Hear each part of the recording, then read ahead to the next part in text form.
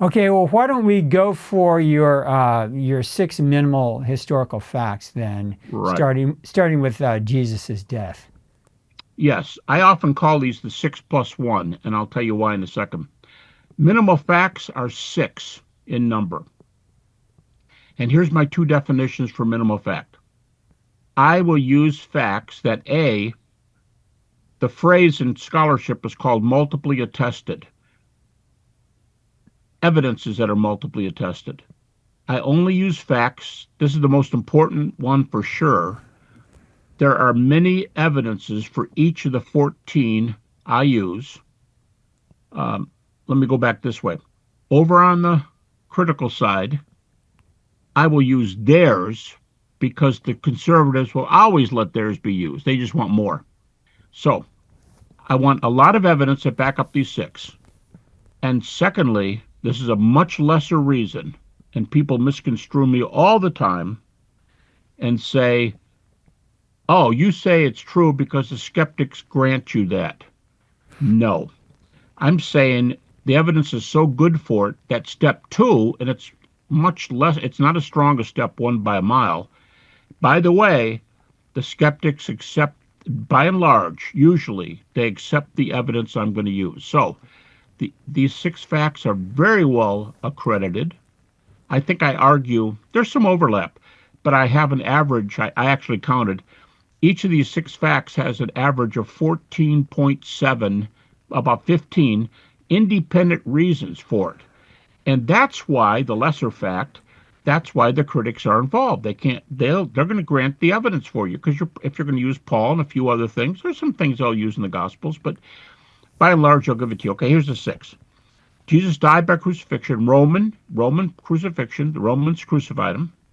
Secondly, the disciples had experiences a very short time later that they interpreted, that they thought were appearances of the risen Jesus.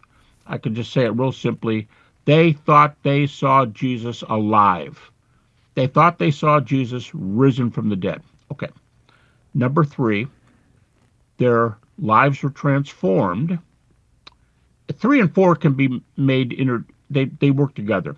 Three is that their lives are transformed, and I never say the disciples were transformed and gave their lives for this teaching. We don't know that. We can't trace the martyrdoms of most of the apostles. They very well could have died for their faith. But I always say they were transformed to the point of being willing to die for their faith. Now you go, well, this willing thing bugs me. This is a critic. This willing thing bothers me. How do you know they were willing to die? They might have been in a tough situation. They didn't want to die, and all of a sudden they died. They couldn't stop it. The crowd got there. They were overcome. They're beat up, and they died. Here's how I know the disciples were willing to die. I tell people I don't have to read their minds. I read their feet. I see where they've gone. And when I get the geographical routes, especially of Paul, but when I get the geographical routes of a number of the early believers, why would you go into a city where you got beat up and almost killed? And why would you go back to the same city or a neighboring city where oftentimes we're told that people from that first city who tried to kill you came to the second city when they found out you came back? So why do you go back if you aren't willing to die? So I only say their lives are transformed to the point of being willing to die. Fourthly, this is crucial and very few people know it. The resurrection reports happened immediately. Now here's what the critic hears. Oh, I know what you're saying. It's predicted to Mark at plus 35 years later to plus 40 years later, and then it's narrated in Matthew, Luke, and John.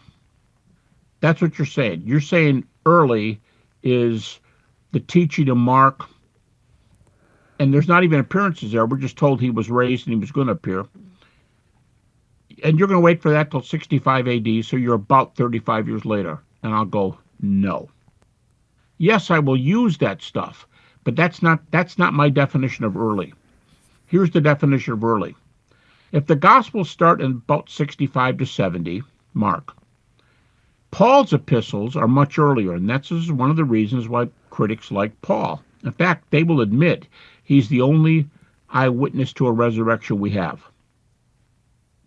And Paul's earliest epistle, according to most, is 1 Thessalonians, about 50 AD. Now, some go back to 48, but that's a pretty minority view. Let's just say 50. Now, if Jesus is crucified in 33, the two big years are, I said 33. The two most popular years are 30 and 33.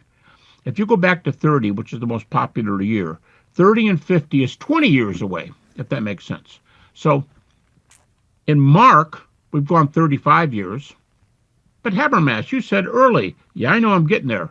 Now I get back to Paul, and Paul in 1 Thessalonians is where resurrection is reported, and 1 Thessalonians is plus 20. And if Jesus died in 33 AD, now it's plus, it's in 50 AD. I hope I said the words right. That's only 20 years away. If he died in 33 AD, that's only 17 years. We're getting smaller. But here's the point people miss. The New Testament is full, a few dozen, of what we call creedal traditions. They are oral testimonies that were taught, if not by the apostles themselves, during the apostolic times. And these go back, well, a lot of people don't put dates on them, but these are thought by many to go back to 30s AD. Now, let me give you one example. 1 Corinthians 15, 3 and following is the best known of these creedal statements. Paul says, 1 Corinthians 15, 3, I gave you what I was given. How that Christ died for our sins, according to the Scriptures, buried, rose again according to the Scriptures, and appeared. And then he gives the longest list. Critics like to point out that in like telephone tag, how come the oldest books have the most appearances? Not so with this one. The longest list of appearances is in the earliest source, 1 Corinthians 15. But Paul said, it's not mine. I gave you what I was given. Okay. How soon? Well, if your listeners have heard of the Jesus Seminar, they are often thought to be, as a group, the most liberal group of skeptics and non-Christians. Many of them would probably say, I'm just saying what they would say about themselves. I can't say who they are internally. They took a vote on this, and they reject, by the way, 91% of the so-called red letter words of Jesus. They say Jesus never said them. He might have said 10 more percent, but even that is 81% rejected. They're pretty skeptical. And yet they think that 1 Corinthians 15, that report that Paul says I got from somebody else, that report, they think, either the creed itself, that's in the 1 Corinthians 15, what Paul gave them, or the component parts of the creed, the appearances. They believe they were in existence before Paul's conversion. Now think about that. If Jesus dies in, let's use roundabout, Jesus dies in 30 AD. Everybody, conservative and liberal, puts Paul's conversion about 2 to 3 years after the cross. So if Jesus died in 30 AD, Paul becomes a Christian in 32 to 33. 3 years later, that's either 35 or 36 AD, he goes up to Jerusalem and interviews the two big named eyewitnesses, Peter and James, the brother of Jesus, and we're told that they discussed the gospel. Paul went back a second time, Galatians 2, same book. And the apostles gave Paul and Barnabas the right hand of fellowship. They agreed with them on what the gospel is. They didn't change Paul's view. That report at 35 or 36, most people like Ware, this new book by James Ware, they say that report from Paul and the eyewitnesses, now you're up to 3 eyewitnesses, Paul, Peter, James. Paul reports Peter and James. All was there by 35 to 36. So here's the force of the early argument.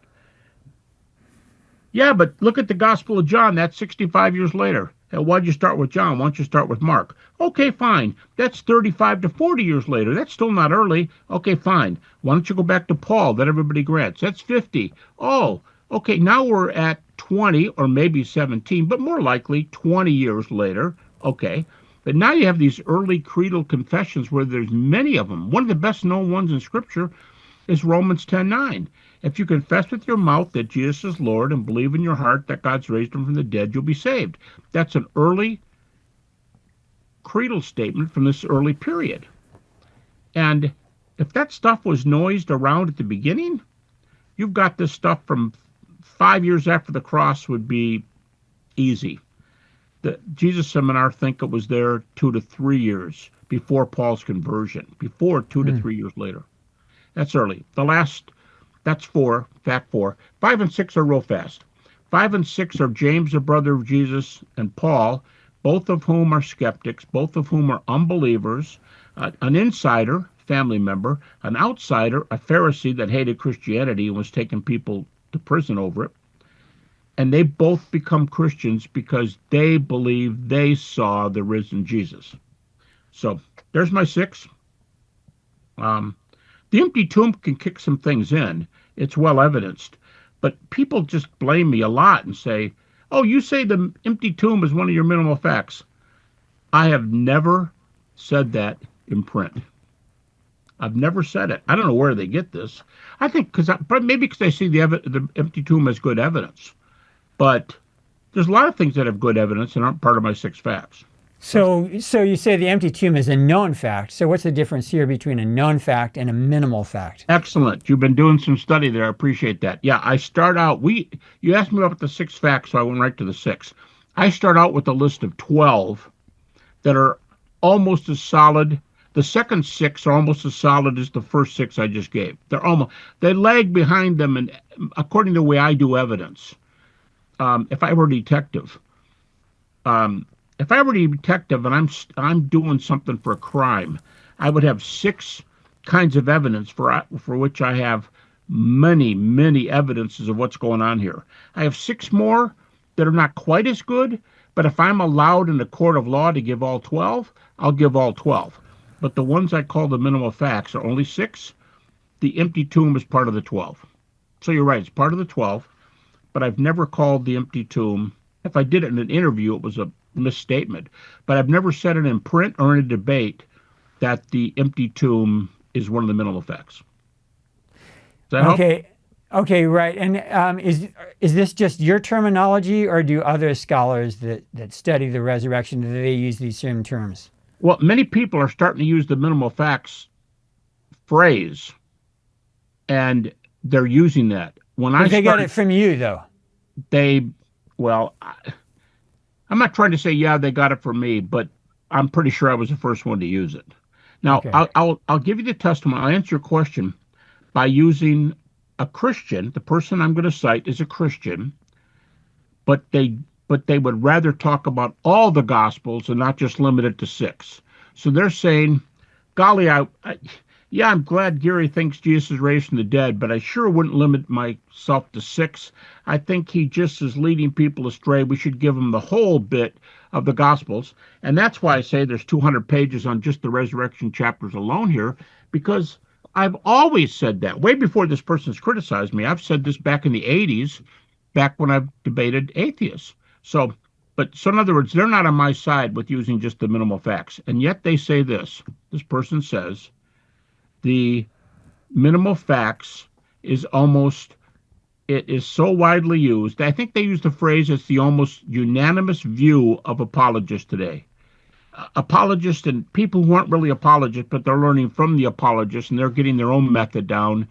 If they're using the minimal facts argument, this person says, it's almost like they're saying, darn, I wish they'd use a little, I'm happy for that message, but I wish they'd use more because we need more. But man, about 9, they said almost unanimous are using that minimal facts approach. I don't survey that question, so I don't know if I know it's very popular today, but I'm not prepared to say how popular it is. Okay, so I think the disillusionment and despair of the disciples That's when you're known facts, which is, I mean, that's what you would expect after Jesus dies, right? Yes, you're So right. how Despair, do you deal with that? just to be clear, despair is part of the second six, not the six minimal facts, but still Right, good. right. It's a known fact. Now, I have reports. It's clear from the Gospels, if I can use those, and I have 200 pages there. It's one of the reasons it's not a minimal fact. It's not a solid, but I think it's really good. And I argue two ways: the Gospels, and we can get some from the other texts too, outside the Gospels, show that these guys were initially scared. And I have a book on my shelf, and that Saturday after the crucifixion, it's often referred to Black Saturday, because Black Saturday is a traditional Christian approach to bummer. That was a really bad day for everybody because these guys walked away from their nets and their tax collecting and whatever else they were doing. They periodically got back with their wives and kids, but when Jesus was moving around, he was an itinerant preacher. When Jesus moved, they moved. And they gave 3 years of their life. How would you feel on Saturday when you have this vision that poof, it's all gone awry? What do you do with that? Well, so the texts say, I mean, let me cite John. John's not the favorite gospel of everybody, but John chapter 20. The women go to the tomb, and what are the men doing? Oh, well, they must have accompanied women to the tomb. I mean, after all, if they crucified Jesus, they could be out to crucify his followers. No, the men didn't follow women. First of all, in all fairness, it was a women's job. That there was a division of labor in that world, and women were responsible for burying. So, yeah, the men can say they were just doing their job. But these are rough times. This might be my wife. This might be my sister. I don't want these people. No.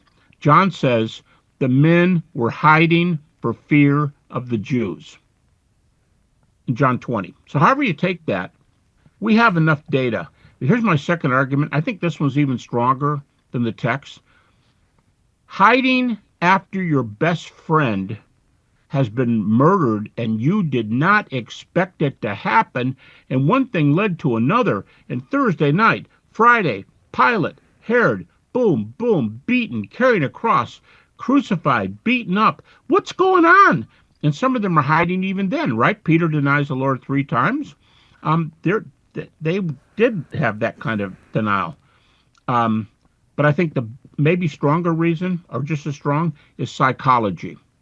How many people would lose their best friend after 3 years of total devotion, walked away from their businesses, fishing, tax collecting, so on, walked away from all of it, and now they're hiding because they're men. They're more likely to be killed than the women are, so we'll just stay in here and hope nobody knocks on our door. It's a normal psychological reaction if your best friend, and not just your best friend, the founder of the belief system that you base heaven on, eternity. Imagine there's discussions on Saturday. Guys, what do you think? Is there any hope here? What do we do? Our master's gone. What hope do we have? Saturday had to be a bad day. Had to be Black Saturday. So I have the 2 arguments for despair. There's the textual argument. Peter denied Jesus. The disciples are hiding. There's the textual argument, and there's the psychological argument. You can't avoid the normal psychological. What would you be doing? Going to the party the next day? So that's how I argue, and I do that in the book because I do the other 6. I do all 12 of the facts. I do the 6, but I back up and I do the other 6 too. So I do all 12. And then I move to the larger group and spend 200 pages on the Gospels. Okay, then, and how would you make your best case if you're a skeptic? You want to steel man their best case interpretation of given the 6 minimal historical facts. What would be their best case? A hallucination? I mean, something psychological? I'm not Now, right there at the end, you threw me for a loop. Are you asking which natural theory is the strongest? Yeah, yeah. What's Or the are you best asking me natural theory? how do I use the minimal facts and get a resurrection? No, what's the best non-miraculous theory to account for the transformation of the disciples and everything else? Well, first of all, I'll answer that question sort of an historical look. Where are we right now? Where are skeptical scholars? They used to going back to the 1800s in Germany. That was the heyday. The liberal. It's not my dirty name for them. It's their name for their movement. It's called German liberalism, and they came up. Albert Schweitzer's famous Quest for the Historical Jesus, very famous book, is the descriptive book of where all these guys are. And that's the heyday of the natural theories. You know what? Nobody rises from the dead. What I think is, and I give them my theory. Then the next liberal comes along. This is hilarious. I've got 3 chapters on it. I've got uh, let me think about this. I think I've got over 100 pages on just the German liberal movement. Um, and whenever they come along, they don't just say, "Oh, no, I think I'm going to take this theory." They don't do that. After you give your theory, and we're German liberals, you give your theory against the resurrection. I come along and I go, "Oh man, Dennis is crazy. He's a friend of mine. Don't get me wrong. We go fishing together, but he's all wet on this one. Let me give you the right theory." I give that one. Next one that comes along, I don't know where Gary went to school, but he's cracked up on this one, and they take these major theories. Probably the most successful one was hallucination. Born, he David Strauss wasn't the originator of it, but he was the best known name associated with it. He was writing at Tübingen, the most arguably most scholarly of the German universities, in 1835. In his Life of Jesus, he argues for hallucinations, um, but he develops his theory until the 1860s. In 1865, he does a new version of it called the Life of Jesus for the German People. The first one was called Life of Jesus for the German People, and he develops this a little bit more. He takes hallucination theory. And now, earlier I was talking about Jedi Jesus, which is kind of a wispy, I hate to use that word, but, well, when Luke looks across the fireplace, those guys were pretty wispy, but they were really there. They were really there. They're looking at him. Um, but a guy named Theodore Keim, 1872, did the major critique of David Strauss and said hallucinations crazy. And he gave that early version of that Jedi Jesus view, which has to be one of the most popular views today. Jesus was really raised, but not in a palpable eating fish and bread body. So the Gospels are usually rejected, Paul's accepted, and Jesus truly appeared, and Christians have eternal life for following him. I mean, the message follows with the less than physical Jesus. Okay. I would say the resurrection, his hallucination theory that Keim went after, Theodor Keim, the German who went after Strauss, the one he disproved, that he's given credit for disproving, is probably, if you're going to pick a theory, it's probably your best bet, hallucinations. But I will tell you today, almost no critical scholar. I've been saying this a lot. Someday somebody will write to me and say, "Hey, have you thought about this guy?" Almost no critical scholars today who don't believe the resurrection, they will say, "Oh, any of the naturalistic theories work because there's no supernatural," but they don't pick one. They don't pick one. If you forced them to, they might go hallucination. But today, here's the main thing. They all work because they're all against the supernatural. And that's where I am. I'm against the supernatural, Now, I don't want your listeners to quote me. I'm quoting like I'm David Strauss in the 19th century. Um, Today, virtually no scholar, and I'll complete that thought right here, almost none will take a single theory and stick with it. So if they're right, they win, and there's no resurrection. And if they're wrong, they lose, and the resurrection is still on the table. They It's past the day. The refutations are so strong. At least that's what I think the reason is. All right. Here's the second volume on refutations. That's volume 2 of the set. I do all these series, including both Strauss and Keim, the no resurrection, the light body, the Jedi Jesus view. I do them. I do them all. But today, I think what shows you that even the hallucination theory has hit the rocks is that very few people will say it's the hallucination theory. I'm sure there was no resurrection. I'm sticking with my guns, and if I'm wrong, I'm wrong. That's what the scholars used to say. 19th Well, century, and even now. The two best known guys who took a single view, who were bold enough to do it, they both died in the last 5 years. One is Gerd Ludemann, an atheist German New Testament scholar. He takes hallucination. He took it. He's passed away.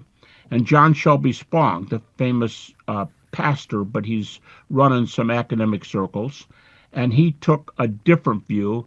It's a little like hallucination, but it's a lot not like hallucination. He came up with his own. He and a few other people did their own thing. But what my point is, those two guys were willing to take one view and leave it. Now that they've died, John Dominic Crossan, um, uh, by the way, a good friend of mine. I mean, he's a friend of mine. I think he would say that about me. We get along great. But he says, I don't like the naturalistic theories. He specifically says it.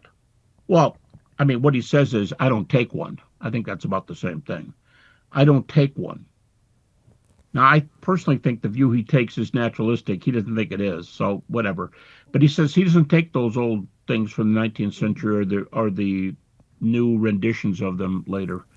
Today, it's pretty much just to say, I don't like it. It's supernatural. And so I have to come along and talk about what do I say about the view that I'll frame the view this way. I don't need a naturalistic theory because there's no supernatural. That's not a theory. I mean, that's an overall worldview thing. It's not a specific theory how the disciples were mistaken. So I would go one of two ways. I would either say, time out. I've given you umpteen evidences for the resurrection, and you simply try to blow it away because you're a naturalist or a materialist. You don't believe there's anything supernatural in the world, including God's existence. You don't believe those things. Instead of saying my 10 reasons or 20 reasons are no good, time out. I'm going to give you an easy assignment. Why don't you give me just 5 knockout proofs? Proofs are used like high probability. Why don't you give me 5 really strong reasons why materialism or naturalism are true? Tell you what they're going to say. Oh, that's not what this debate's about. I don't have to prove my view. Whoa. So you just want me to keep going on evidence, evidence, evidence, evidence, and you want to just say, no, there's nothing like that in the world. Where do you get your view of the world? Stop. Prove it. No, we're not talking about that. We're talking, and that's how the thing goes. The other argument I use is the other end of the scale. I use near-death experiences. And right now, I've had some major publications, 2 of them with a secular press that calls themselves the #1 academic press in the world. When I did my first article 10 years ago on NDEs, I argued that I had counted 300 evidential NDE cases. When I wrote my third article, it's not out yet, but I just sent it in this year to the publisher, early 2025. That number is up to 500 evidential cases. so what constitutes an evidential NDE case? Well, there's all kinds. I divide the evidence into 5 categories. I'll do it if you want, but I divide them into 5. But there's one book alone that gives 48 cases where, in terms of the machines we have, and that's all we have, a lot of people, the skeptics trusted these machines. Oh, yeah? Well, why don't you show me some cases where their brain and heart aren't working? Now you can show it. And one book has 48 cases of what I would call flat brain, flat heart cases. And here's how it works. If you have a cardiac arrest with ventricular fibrillation, that means it's truly a cardiac arrest. There are kinds where you don't die with it. You can talk. We all know people who go to the hospital and find out they're in the middle of a heart attack. But if you have the kind with ventricular fibrillation, your heart stops. In 14.5 to 20 seconds, you're brain dead. So if you're heart dead and 20 seconds later you see something across the field, I'm just making something up. You're in a room with no lights, no windows, and the guys come in and they're working on you, CPR and everything. And during that time, let's say it takes them an hour to resuscitate you.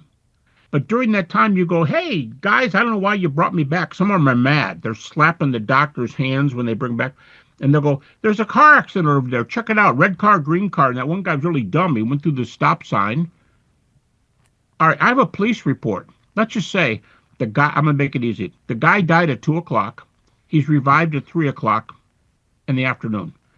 The accident happened at 2:20. And it was pretty much settled, and they moved the cars away by 2:50. But you were out with no head, no brain or heart through the whole time. What are you doing with consciousness when you have no neurology?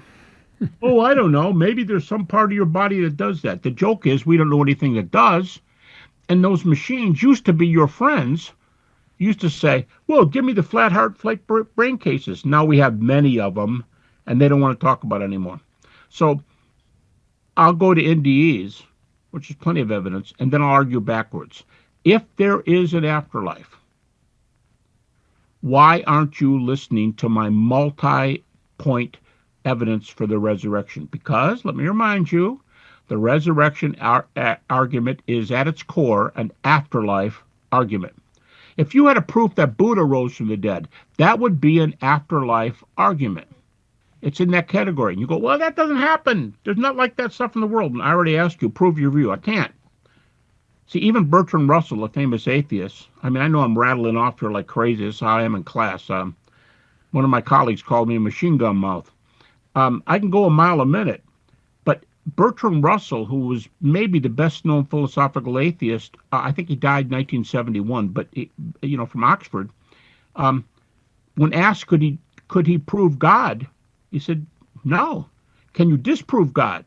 And he said, well, ask the question a different way. No, I can't disprove God. Okay. Then on what grounds can you claim to be a naturalist or a materialist? And there's better days, he called himself an agnostic, but sometimes use agnostic, sometimes use atheist. If you can't prove your view, don't criticize me for having reasons, And so if they can't prove their view, I think they have to get up on the same level with the theists that want to argue this way. We have plenty of reasons. You may not agree with my reasons, but you don't get 1,100 pages by whistling in the dark. Oh, sorry, I held the wrong book up. It's the first one on evidences. But so I think NDEs reopen the case for resurrection. Now, they're not as good as, the strength of NDEs is the evidence is modern. It's scientific. It's extremely strong. The only weakness is you have an afterlife, but you don't have eternal life. What if it ends in 10 years? What if it ends in 20 years? Oh, we just found out it lasts for 100 years. That's wonderful. But when that 100 years comes, we blink out of existence or what? The resurrection is stronger in this sense. We've got really good evidence. But if we're going to be raised like Jesus, if believers are going to be raised like Jesus promised us we'd be with him for eternity. Now you go, well, he could be wrong. Yeah, but then God would be raising a heretic from the dead. And how come he's the only founder of a major world religion who's been believed to be raised from the dead with evidences? Why him? So, long story. Sorry for just going on. There was a lecture, not an answer to a question. Okay, that's good. That's good. I think the NDEs, the veridical NDEs, are so important. So we'll have a link to that book that has the 48 cases. So how about this? I've heard you talk about this before. You already talked about this a little, but over the last several decades, how has the scholarly consensus been? How in the academy, people that study the New Testament, how have their views on the resurrection changed? Pretty much I already outlined that, so I can just hit the high points. Do you mean skeptics? Because there are conservatives there too in the high Right, right, right. Yeah, the conservative academics, we know where they're going to land, but yeah, the skeptics. the skeptics. The skeptics are going to give you the 7 books of Paul. Again, they don't think they're an errant or something, but they think he was a real scholar who knew his stuff, trained in school. He called himself a Pharisee. He had the best education at that time. Book of Acts, whether you like it or not, the book of Acts says he studied under Gamaliel. That would be like saying today, that would be like, oh, I got my PhD with Karl Barth or somebody like that, some huge name. And you'd say, well, that doesn't mean he liked my view, but he thought it was pretty good because he passed my dissertation. So Paul studied with Gamaliel. He's smart. He doesn't lie. He can be wrong. He's opinionated, but he used to be on the other side. Now he's a believer. I'll take Paul. And I only basically, I'll use verses from the other 7 books, but I basically only use 1 Corinthians 15 and Galatians 1 and 2. And they give those chapters, don't even argue. They don't even argue with you. Now they might clarify, well, yeah, but you're taking a little license, but I'm still using their chapter. Today, they'll give you Paul. They'll call him, now the bad news is they'll say he's the only eyewitness for a resurrection appearance. The good news is he's an eyewitness of a resurrection appearance. So I'll give you that. They'll argue with you or not. Like I said, many times they don't pick naturalistic theories. They're not in today. Naturalistic theories aren't in. They'll just say that's not the world I live in. So I think the believer is either going to, and again, this is just a quick review. You're either going to have to argue before the fact with what kind of a world this is. Like, for example, is there a Big Bang? Yeah, it's almost unanimous there's a Big Bang. What was before that? Well, that's the point. We don't know what's before it, but it just came out of nothing, right? Does something come out of nothing? And C.S. Lewis says, a great one-liner, if there ever was a time when nothing existed, nothing would exist now. So you push them on their atheism, naturalism, materialism, or you go to the other end of the spectrum and talk about positive evidence, do NDEs. I don't think they can get it. I've had some of the best known skeptics anywhere tell me I don't want to talk about that subject. And I got upset with this one guy because he claims he could disprove all this. He's very well known. He claimed he could disprove all this stuff. He's an atheist. And I said, well, let's talk about NDEs. He goes, I don't want to. Well, come on, give me a day in the sun here. We've been doing my evidence the whole time. What do you do about NDEs? Don't want to talk about it. I said, why? Because you might get too close to religion? Because you might get religion? Because you might come to believe in an afterlife? Don't want to talk about it. And it just kind of hit me the wrong way. Like, we sit here and I'm giving you data. Now you're giving me your views against it. But when I go, time out, let's talk about something modern and good. I could also talk about double-blind prayer experiments that have been written up in medical journals, secular medical journals, because these things they work. There's healing cases with pre and post MRIs, CAT scans, etc. Craig Keener's stuff and many others. There's some cases that are really good. What do you do with miracles? What do you do with answers to prayer? What do you do with NDEs? Now we're getting a religious picture. Oh, and I almost forgot. What do you do with fine-tuning and intelligent design? Well, that's not an argument for Christianity. No, it isn't, but it's an argument for the beginning of it. If I have intelligent design and fine-tuning, I can start talking about God. If I have NDEs, I can start talking about the resurrection. And I'll just say to the guy in a debate, I'll say, just give in. Your worldview is caved in. Right now, there's a retreat from what we would call classical atheism. There's a bit of a retreat. And I can only say it so long, and I go back to my work because I've got too much to do to worry about a person who doesn't want to, quote-unquote, play the game. Right. Okay, one last question. A lot of people that I hear from, they focus on, well, whatever we read in scriptures was just made up. Whatever was going on there, we can't really trust what the Bible says, and it's all a power play. They make up the resurrection story and everything else because they want to start a religion and have power, et cetera, et cetera. Yeah, well, that's a good approach, but let me tell you, Those guys are usually, they're not all this way, but they're often, they call themselves, this isn't a derogatory term, at least I don't think it is, they call themselves mythicists.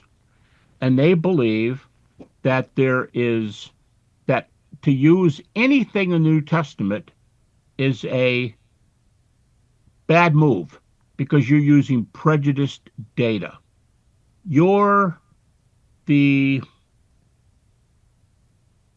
whatever group you want to. I'm leery to use anything because there's so many views today in this country on so many subjects. You're on this side, and you want to quote all the guys on your side, but you won't quote the other guys. You know, that kind of comeback. But what they want to tell you, they know you've got good data because when you dialogue with them, they can't answer it.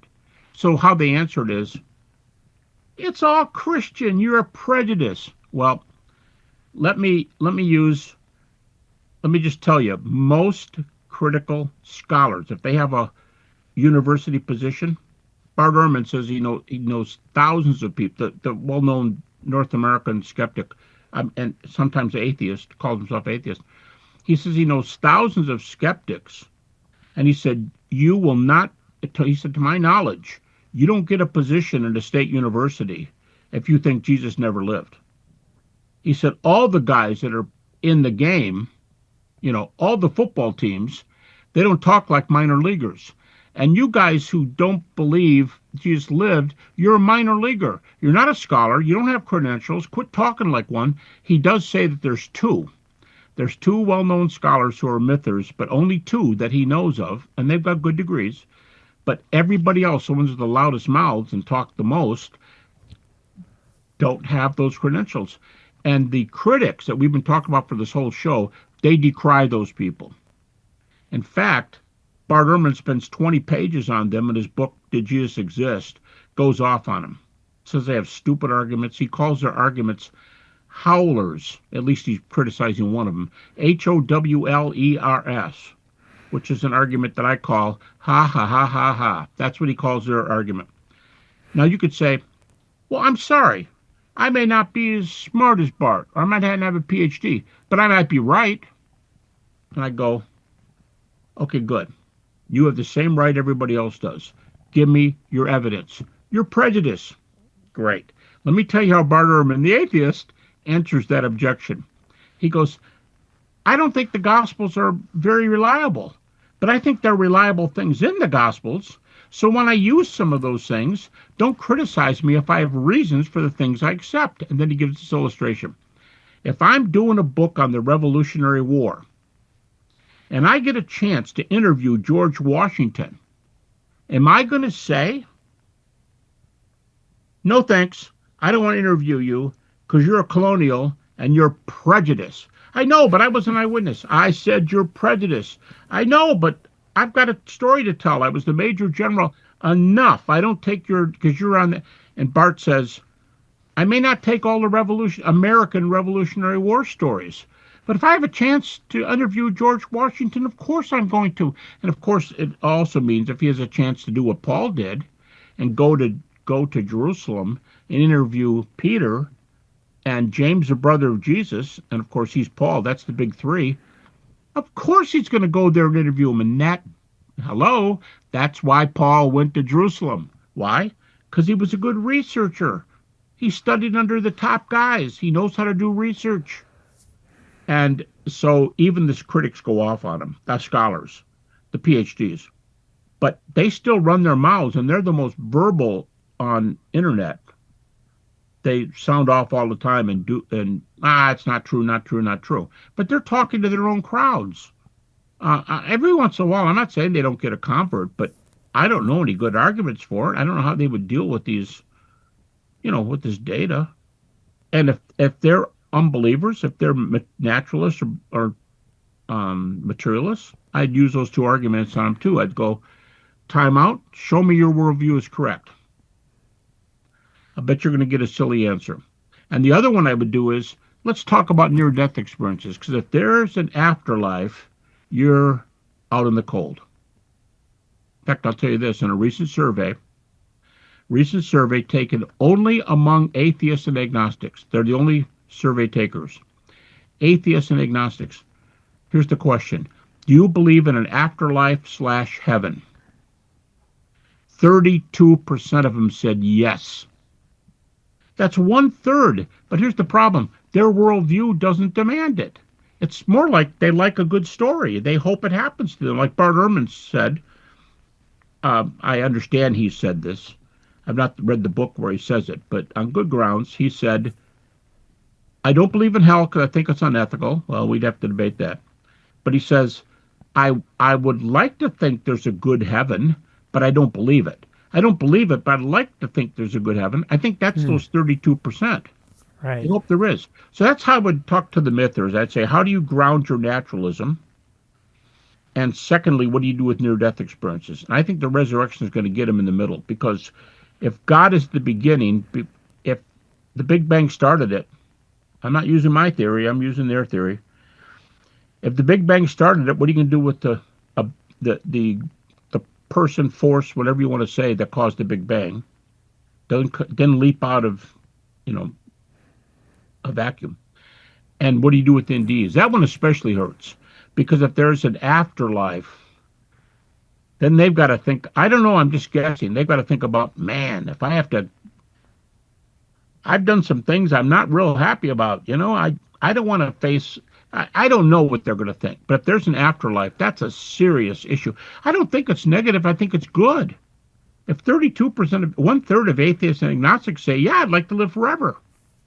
Yeah, remember that old song? Remember the song years ago, I Want to Live Forever, the rock song? I Want to Live Forever. Maybe it was a theme song to a movie, but it's nice to live forever. It'd be nice to have a nice life. But if you can't argue away from it, that's a big pillar against your view. So anyway, that's a great question at the end, because there are those guys, even though the scholars on either side of the two resurrection views I gave you, it's not, what Paul was thought to believe was our dialogue. Neither side thinks much of anything. And, Bart Ehrman asked him, how come none of you guys have a position in a university? If you're so bright and everything you write in self-published books, because they can't get published, they don't get published, with almost no exceptions, they don't get published in major presses. There are exceptions, but almost not. How come you're not, if you know so much, and there are two, he says, that are really well accredited, but how come you're not in a state university teaching? Oh, hadn't thought about that, Okay. Well, that's a good place to stop then. So I'm Dennis Metzler. You've been listening to The Charge. We've been with Dr. Gary Habermas discussing the resurrection. So we'll have links to his books. Thank you. So Dr. Habermas, thank you so much for joining us today. Thank you. Appreciate it.